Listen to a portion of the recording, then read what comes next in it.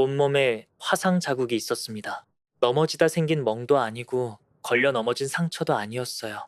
화상이었습니다. 불이 붙은 무언가를 피부에 눌러댄 뒤 몸이 더 이상 저항을 못할 때까지 그 자리에 그대로 붙잡아 놓은 것처럼 생긴 그런 화상이었죠. 10살짜리 아이였습니다. 그런데 그게 다가 아니었어요. 발톱 대부분이 없었습니다. 부러진 게 아니라 아예 없었어요. 오랜 시간에 걸쳐 하나하나 뜯겨나간 것처럼요.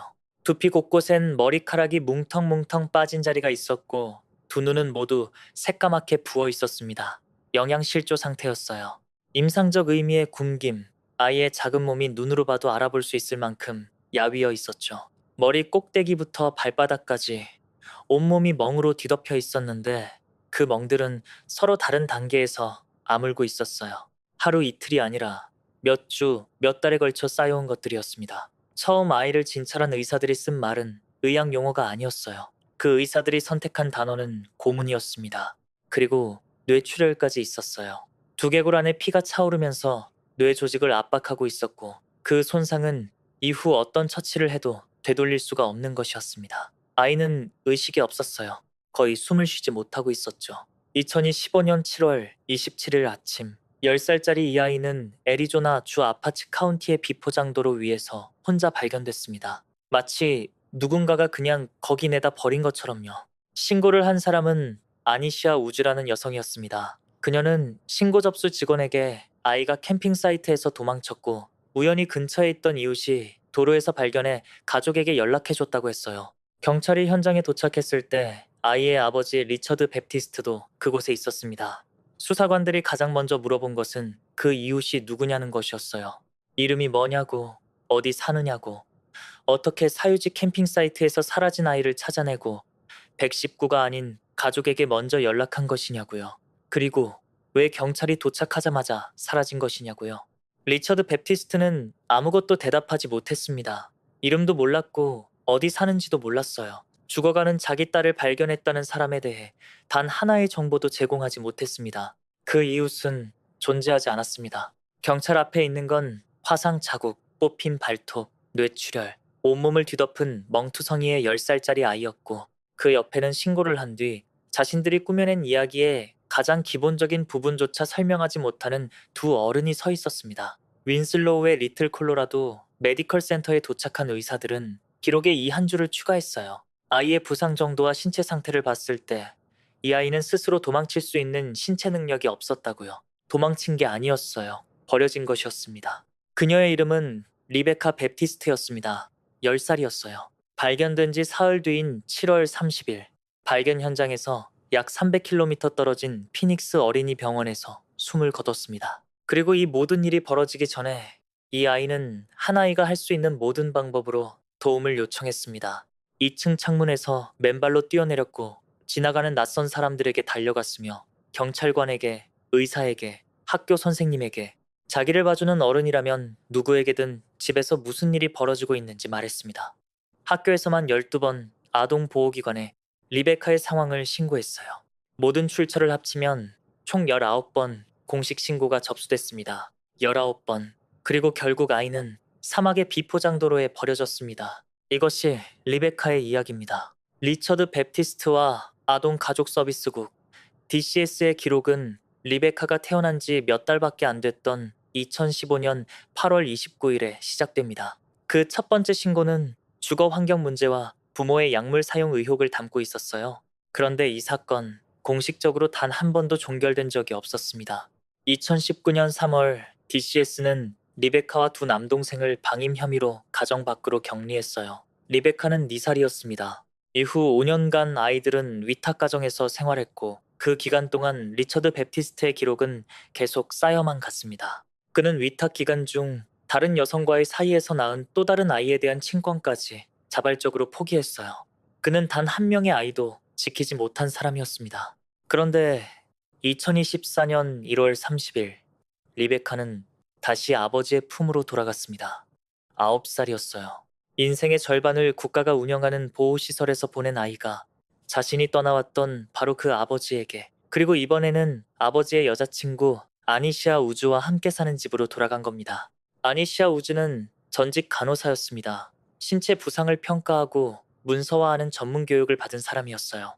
아이 몸에 난 상처를 보고도 모른 척했다면 그건 무지에서 비롯된 게 아니었습니다. 리베카가 돌아온 당일, 그 바로 같은 날, DCS는 또 다른 방임 신고를 접수했습니다. 시스템은 아이를 그 집으로 돌려보내면서 동시에 그 집에 대한 우려를 기록하고 있었던 거예요. 2024년 10월 17일, 9살 리베카는 결단을 내립니다. 2층 창문으로 다가갔어요. 맨발이었습니다. 그리고 뛰어내렸죠. 그날 사건의 전말은 ABC15가 입수해 공개한 경찰 보고서에 상세히 기록돼 있습니다. 아니시아 우즈는 리베카가 자는 척한다며 벌로 세우고 달리기를 시켰어요. 때리기도 했습니다. 리베카는 경찰에게 우즈가 솔로 양손등을 때렸고 솔과 벨트로 발바닥을 때렸다고 진술했어요. 경찰관이 확인한 것은 양손등에 난 멍과 자국, 그리고 양발에 붉게 부은 멍이었습니다. 아이가 말한 것과 일치했습니다. 리베카가 그 순간 한 선택, 2층에서 맨발로 뛰어내린 그 선택은 충동적인 공황 상태가 아니었어요. 혹은 그게 공황이었다 하더라도 그 공황은 아주 냉철한 계산에서 비롯된 것이었습니다. 2층에서 떨어지는 건 위험했어요. 어떻게 될지 알 수 없었죠.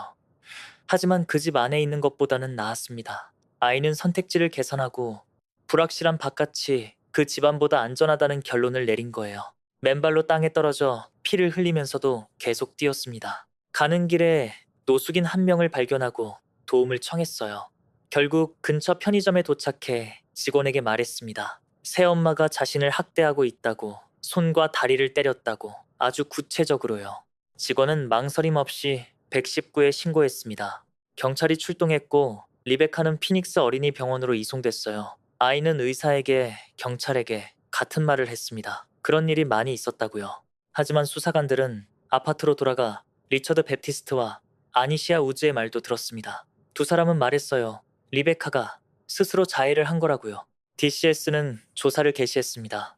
조사는 2024년 11월 18일에 마무리됐고 결론은 이랬어요. 현재 또는 앞으로의 위험 증거 없음, 사건 종결. 그리고 리베카는 집으로 돌아갔습니다. 9살짜리 아이가 2층 창문에서 뛰어내리고 맨발로 거리를 달려 낯선 어른에게 도움을 요청하고 편의점 직원을 붙잡고 학대받고 있다고 말하고 병원에서 부상이 확인되고 경찰에게 구체적으로 진술까지 했는데 가해자들이 자해라고 했다는 이유 하나로 집으로 돌려보내진 겁니다. 9달 후 리베카는 죽었습니다. 2025년 7월 초 리처드 베프티스트와 아니시아 우즈는 가족을 데리고 피닉스를 떠났습니다. 향한 곳은 애리조나 아파치 카운티 콘초 인근의 외딴 캠핑 부지였어요. 전기도 없고 수도도 없는 유르트 하나만 달랑 있는 곳이었습니다. 미국에서 인구 밀도가 가장 낮은 카운티 중 하나에 있는 사방이 침묵뿐인 곳이었어요. 도움이 필요해도 전화도 차도 없으면 어디도 갈 수 없는 그런 곳이었습니다. 그때 DCS는 5월 19일에 접수된 신고를 추적 조사하려고 가족에게 연락을 시도하고 있었습니다. 하지만 연락이 닿지 않았어요. 번호도 주소도 전부 소용이 없었습니다. 이 가족은 어떤 기관의 레이더에도 걸리지 않는 곳으로 스스로 사라진 거예요. 유르트 안에서는 7월에 동부 애리조나 폭염 속에서 아이들에 대한 학대가 계속됐습니다. 남동생들은 이후 수사관들에게 부모가 자주 때렸다고 아무에게도 말하면 안 된다는 말을 들었다고 진술했어요. 바깥에서 볼 수 있는 선생님도 이웃도 사회복지사도 아무도 없었습니다. 볼 사람도 들을 사람도 신고할 사람도 없는 곳이었어요. 리베카는 7월 9일에 도망치려 했습니다. 잡혀 돌아왔어요. 7월 12일에도 시도했습니다. 또 잡혀 돌아왔어요. 맨발로 전화도 없이 도로조차 없는 사막을 2번이나 혼자 걸어나가려 한 것입니다. 2번 모두 그 집 안보다 사막이 더 안전하다는 결론을 내린 거예요. 마지막으로 리베카가 달아나려 한 것은 7월 27일이었습니다. 신고 전화를 한 것은 아니시아 우즈였어요. 그녀는 리베카가 캠핑 사이트에서 도망쳤고 이웃이 도로에서 발견해 의식 불명 상태로 쓰러져 있는 걸 알렸다고 했습니다. 경찰이 도착했을 때 리처드 베프티스트도 현장에 있었고 그 이웃은 없었어요. 이름도 얼굴도 어디 사는지도 몰랐습니다.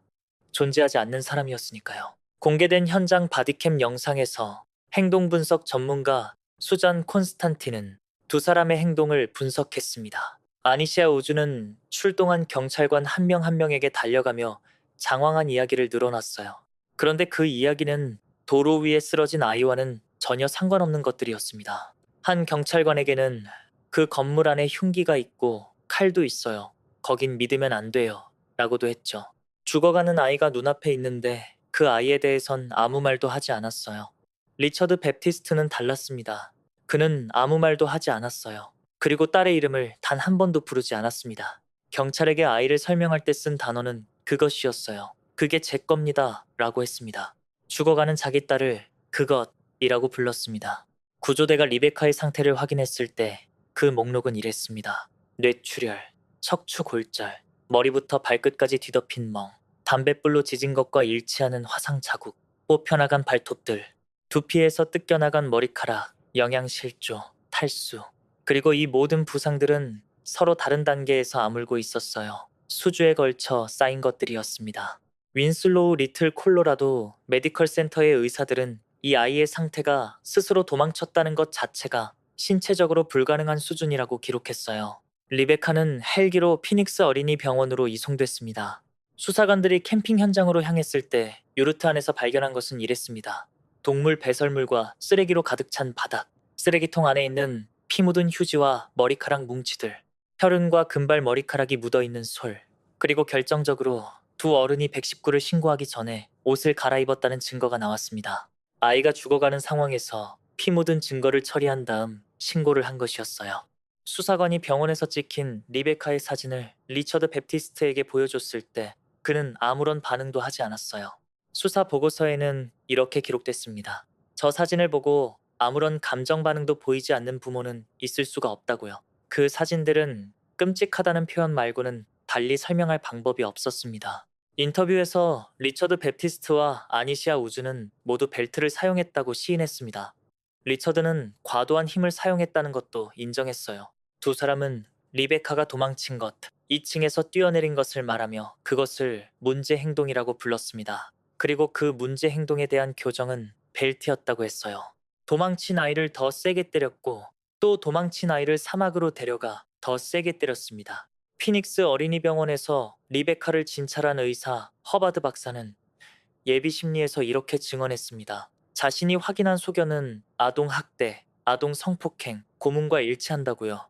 고문이라는 단어는 변호사가 쓴 게 아니었습니다. 가족이 쓴 것도 아니었어요. 10살짜리 아이의 몸을 직접 검사한 의사가 의학적으로 내린 결론이었습니다. 병원에서 진행된 검사에서는 리베카의 성기 및 항문 부위에 성적 학대와 일치하는 부상이 발견됐습니다.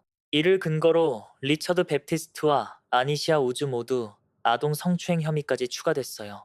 그리고 그 혐의는 리베카 한 명이 아닌 두 명의 아이와 관련된 것이었습니다. 2015년 9월 4일 예비 심리에서 판사는 증거가 충분하다고 판단했어요. 두 사람 모두 1급 살인, 다수의 아동 학대, 그리고 이건의 아동 성추행 혐의로 기소됐습니다. 9월 8일 두 사람은 모든 혐의에 대해 무죄를 주장했어요. 각각 100만 달러의 보석금이 설정되어 사실상 재판까지 구금 상태를 유지하게 됐습니다. 재판은 2026년 6월 2일로 예정돼 있습니다. 리베카 베프티스트는 평범한 삶을 살 자격이 있었습니다. 밥을 먹고 안전한 침대에서 자고 뛰어나오지 않아도 되는 현관문이 있는 집, 아이답게 살 수 있는 삶이요. 선생님들은 12번이나 신고했어요. 그 신고들은 시스템 안으로 들어갔습니다. 조사가 열렸고 사건이 종결됐고 리베카는 계속 그 집으로 돌아갔어요. 그녀는 포기하지 않았습니다. 2층 창문에서 뛰어내렸고 7월의 사막 한복판에서 2번이나 혼자 뛰쳐나갔어요. 자기에게 주어진 모든 방법을 다 써서 살아남으려 했습니다. 그러나 시스템이 그 아이에게 빚진 최선을 내놓기 전에 리베카가 먼저 시간이 다해버렸어요. 2025년 7월 30일 리베카 베프티스트 10살 편히 쉬세요. 리베카 주변에 학대받고 있는 것 같은 아이가 있다면 망설이지 마세요. 확신이 없어도 됩니다. 증거가 없어도 됩니다. 그냥 느낌만으로도 충분해요. 신고 한 통이 한 아이의 삶을 바꿀 수 있습니다. 시청해주셔서 감사합니다.